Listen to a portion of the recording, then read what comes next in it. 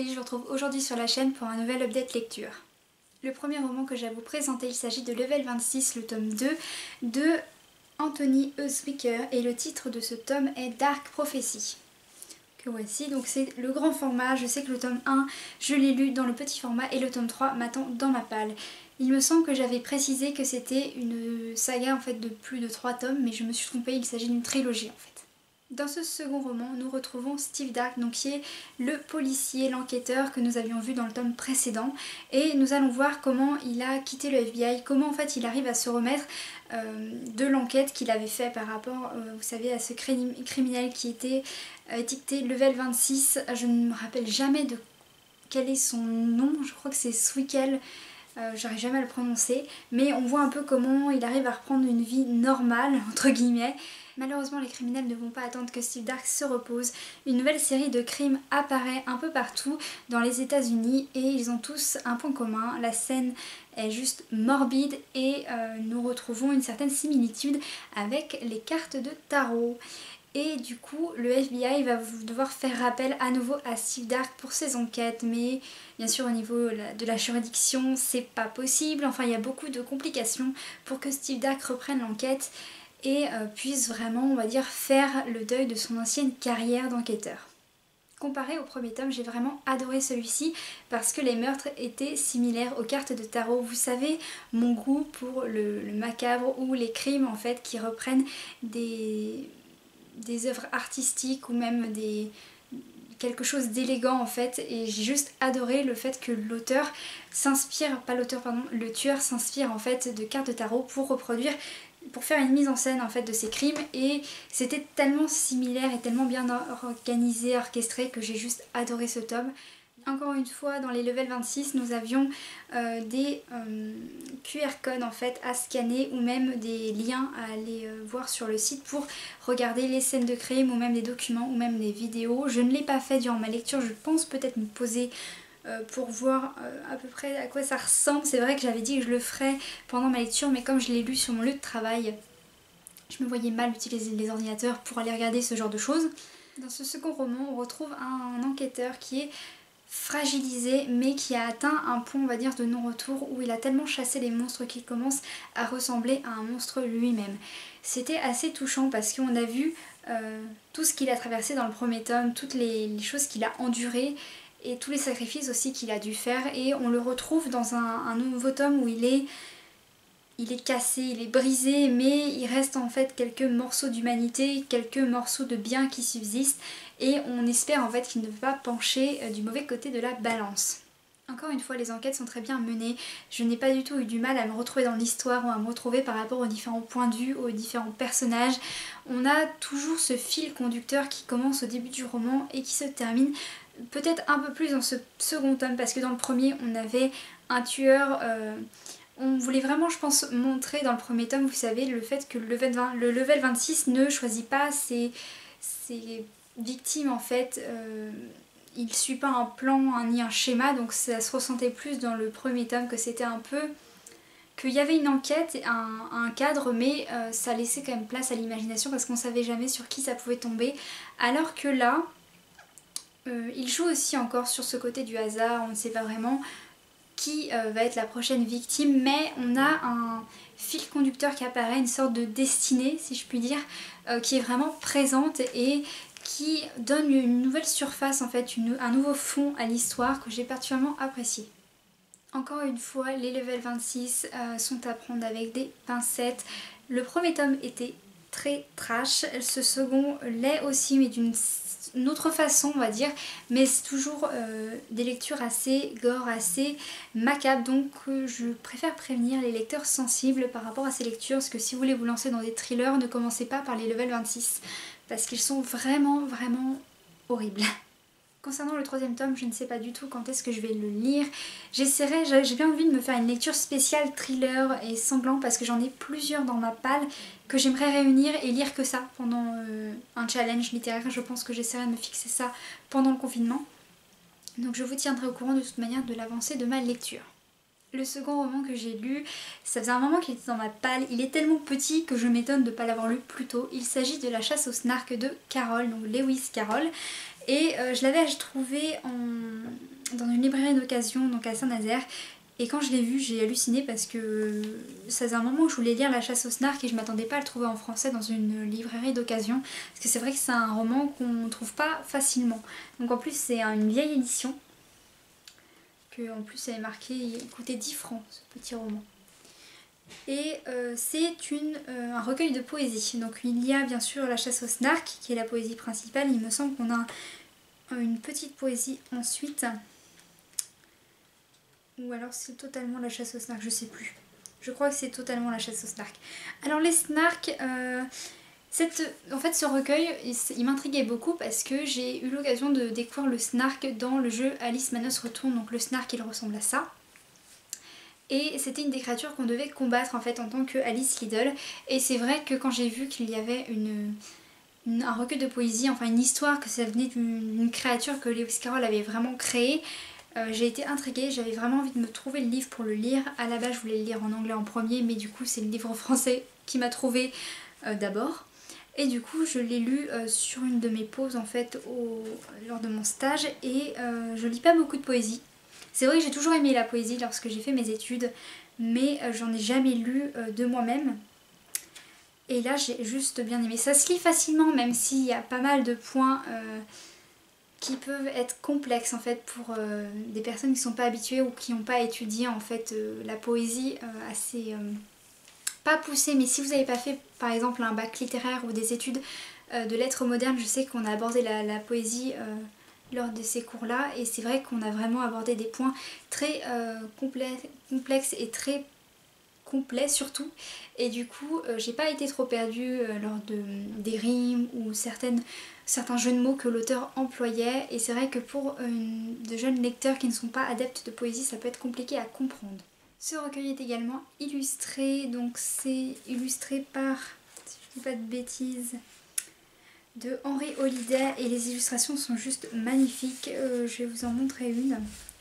Malheureusement nous n'avons pas d'illustration du snark et je pense que c'est voulu de la part de l'auteur pour qu'on puisse vraiment imaginer à quoi il ressemble. Donc voici les illustrations qu'il y a dans le petit cahier.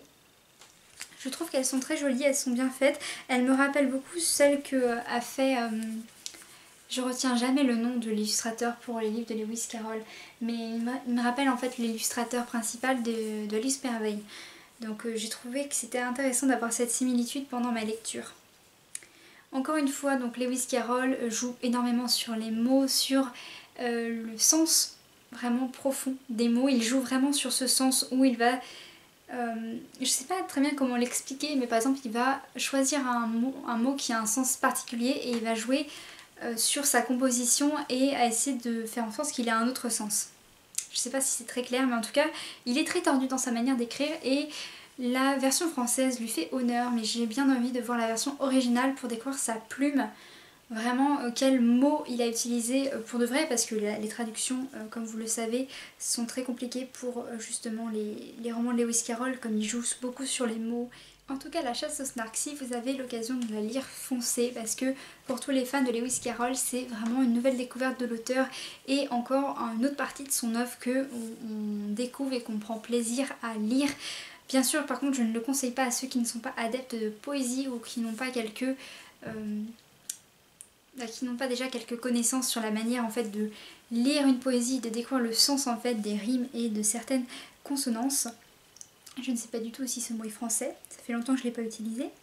Mais sinon voilà, c'est un des romans je trouve qu'il faut avoir lu si vous êtes fan de Lewis Carroll parce qu'il vaut le détour et il est très sympa, j'ai passé un très bon moment. Le troisième roman que j'ai lu, il s'agit de Peter Pan de James Matthew Barrie, qui est un roman que j'attendais avec impatience parce que c'est vrai que Peter Pan, sachant que c'est le texte intégral, que c'est la version originale, je suis vraiment contente de l'avoir enfin découvert parce que c'est un Disney qui m'avait particulièrement marqué, je ne sais pas pourquoi, mais il m'avait touchée même si c'est pas un de mes Disney préférés non plus. Et du coup j'ai été très contente d'avoir l'occasion de découvrir l'histoire de James Matthew Barrie, mais j'aimerais quand même le lire dans la version originale, dans la version anglaise des Penguin Books il me semble, celles qui ressemblent un peu vous savez à mon livre de Mathilda. qui ont des couvertures où c'est juste des petits symboles comme ça avec une couleur prédéfinie. J'aimerais bien le trouver dans ces éditions-là. Et donc Peter Pan, alors au début j'étais pas convaincue du tout parce que d'un côté ça changeait vraiment de l'idée du Disney que j'avais qui était très léger, très enfantin, très doux, alors que là on avait une version très dure, assez sombre en fait de Peter Pan. Déjà pour illustrer mon propos, si vous voulez une adaptation qui soit vraiment fidèle au roman que je viens de lire, regardez le film Peter Pan avec comme acteur, je sais jamais comment ils s'appellent les acteurs, mais celui qui joue le père de Drago Malfoy dans Harry Potter, si vous avez sa tête. C'est, d'ailleurs je peux vous mettre l'affiche, donc c'est ce film là qui est vraiment une très bonne adaptation du livre que je viens de lire. On avait vraiment les mêmes actions, les mêmes événements, donc c'était extrêmement fidèle. Peter Pan globalement j'ai bien aimé, vraiment au début j'ai été assez sceptique au début de l'histoire parce que j'avais du mal vraiment à m'y mettre, à m'immerger dans le roman, à aimer surtout les personnages. Clochette je l'ai détesté dès le début, c'est vraiment une peste, mais je sais pas, il y a quelque chose qui me bloquait et j'ai continué ma lecture, continué et au final j'ai bien aimé. C'était sympa mais sans plus en fait, je pense que je vais encore plus apprécier la version anglaise, mais c'est Peter Pan, c'est enfantin, c'est merveilleux, mais avec une part d'ombre et de terreur, de non-dit, de secret qui peut être assez dérangeant en fait au début. Mais sinon c'est l'histoire de Peter Pan, assez similaire quand même au Disney, même s'ils ont enlevé tout ce qui est sombre et ils présentent Peter Pan en fait comme un enfant de cœur alors que c'est pas du tout le cas. Mais j'ai bien aimé enfin découvrir la véritable histoire. J'ai aussi une réécriture mais encore plus glauque dans ma pile à lire, donc c'est les contes interdits je crois. Oui c'est ça, les contes interdits, et du coup j'ai Peter Pan parmi ces contes, donc je vais sans doute me le lire ce mois-ci, je vais essayer. Donc je vous dirai ce que j'en ai pensé. Mais en tout cas Peter Pan, si vous ne l'avez pas encore lu, cette édition là est vraiment pas mal. En plus c'est écrit assez gros sur les pages. C'est très similaire avec ce qu'on peut connaître en fait de Peter Pan. Si vous avez vu le film déjà vous n'allez pas du tout être dépaysé, sauf peut-être pour le côté encore plus enfantin en fait de Peter. Il n'est pas assez présent dans le livre. Ça peut peut-être un peu choquer parce que c'est vrai que Peter Pan, ceux qui ont grandi avec le dessin animé, on s'est toujours représenté en fait cet enfant comme je sais pas, comme un camarade de jeu qui nous emmène à l'île merveilleuse, enfin quelque chose de très merveilleux, très fantaisie, très enfantin, alors que là, dans le livre, c'est pas très enfantin, c'est pas très merveilleux. Voilà. Le dernier roman que j'ai lu, il s'agit d'un service presse, il s'agit de Crazy Killers de Amélia Varin. Donc c'est un recueil de nouvelles, oui on peut le dire. Donc il y a 3 nouvelles, même si elles se suivent, plutôt 3 parties d'histoire. Et c'était du coup encore un recueil très glauque, très sombre, sur des psychopathes, des tueurs en série, enfin le truc habituel quoi. La première histoire s'intitule Le tueur de Catin, si je me rappelle bien. Et en fait, donc c'est un nain qui tue des prostituées par rapport à un complexe maternel qu'il a depuis la naissance. Enfin, c'est très expliqué au niveau psychologique. Et je vais essayer de vous parler du roman sans trop vous spoiler parce que c'est vrai que c'était un roman assez court. C'est des petites histoires bien sûr et elles se suivent toutes. Et en même temps je peux pas vraiment parler d'elle sans trop vous spoiler, ça va être compliqué de le faire en vidéo. Vous pouvez quand même retrouver ma chronique écrite sur le blog par rapport à cette histoire. Crazy Killers nous présente donc 3 tueurs, 3 gros psychopathes. La première histoire s'intitule Le tueur de Catin, la deuxième histoire c'est Le fanatique des crachats et la troisième histoire c'est La vampire des rues. Et en fait, ce qui est particulier, c'est que nous avons un tueur donc, dans la première histoire qui va faire parler de lui et on va en entendre parler dans la seconde histoire. Ça va pas entraîner, développer, mais on a un second tueur du coup qui arrive dans cette seconde partie et en fait tout le mix de ces 2 tueurs va créer en fait un autre tueur de la troisième partie. C'est un peu comme un effet papillon ou une déchéance, c'est ce que j'utilise dans ma chronique. Mais j'avais vraiment le sentiment où on commençait une histoire mais un peu classique en fait, un tueur se fait arrêter, il est interrogé et on entend parler dans les médias, ce genre de choses, il fait parler de lui partout et en fait du coup on entend les gens qui suivent cette histoire là, qui ont certains penchants tout ça, Il y en a qui sont plus ou moins d'accord avec ce qu'il a fait, d'autres qui sont dégoûtés. Enfin, il y a plusieurs réactions et ça va entraîner, vous savez, ça va avoir une réaction un peu en chaîne parmi les personnes qui ont des penchants en fait similaires à ce premier tueur.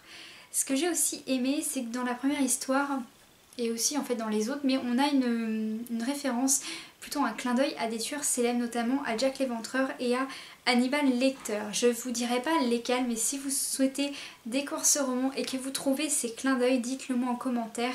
Je me suis même demandé aussi si la vampire des rues ne représentait pas un clin d'œil en fait à une autre tueuse très connue, parce que je ne connais pas le nom de tous les tueurs non plus, mais je pense qu'elle pouvait aussi être un clin d'œil à un autre tueur.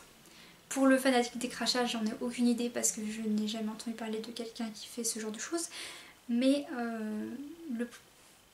la première histoire qui comporte en fait peut-être plus d'un tueur et la dernière histoire sont des références, des clins d'œil à des tueurs célèbres, je pense.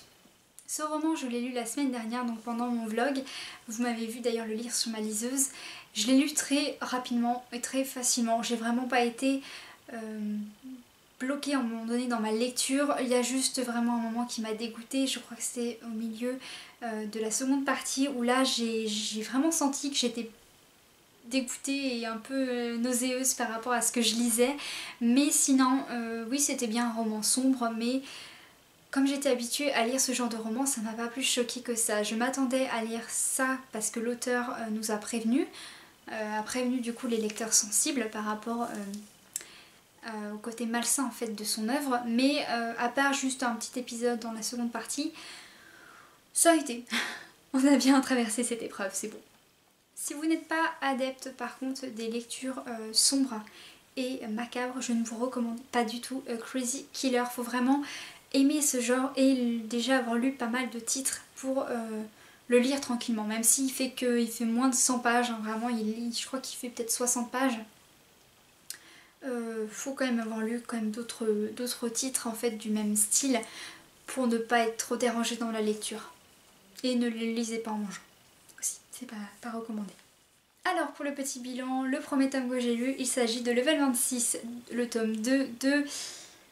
Et j'ai oublié encore, c'est Mark Swicker, je crois, l'auteur, je sais jamais le prononcer, son nom de famille. Donc j'ai bien aimé découvrir à nouveau une autre version macabre d'un tueur en série très célèbre qui reprenait en fait une œuvre artistique pour commettre ses crimes. Et j'ai hâte de lire du coup le dernier et troisième tome qui est dans ma pile à lire. En second roman, j'ai lu La chasse aux snarks de Lewis Carroll, donc qui est, je crois, le premier recueil de poésie que vous voyez passer sur la chaîne. C'était une œuvre de Lewis Carroll et j'ai adoré. Elle va rejoindre tout de suite ma collection de Alice évidemment.